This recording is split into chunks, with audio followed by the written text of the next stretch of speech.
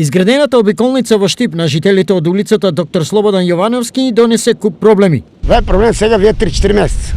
Откако се пусти мосто, се отвори пато нека Брегала. Сега одека Брегала нема проблем има одека градинката. И што ми испадне тука дека имат кафаната, што е? Тука и дојде рамничко и нагазат колите.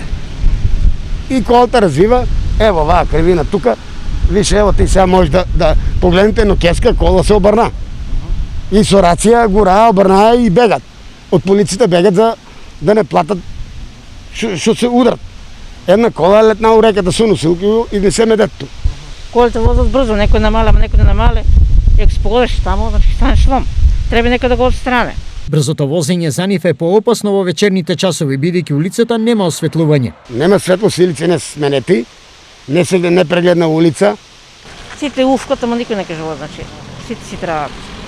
Кулминација на се е ризикот за сите што живеат и менуваат тука, од отворената канализација и септички јами. Тука дека многу смрде и против овој епидемиите са што е заразно, не се трпе, не се дише више, не се излева, треба некој да заземе некои мерки за ово.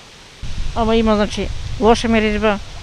Коли минат, ако поминеш тамо, ќе ти испрскат, ќе станеш лом.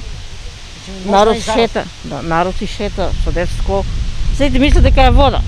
Ама кога кажеш дека канализација, сите бегат, до тука и бегат.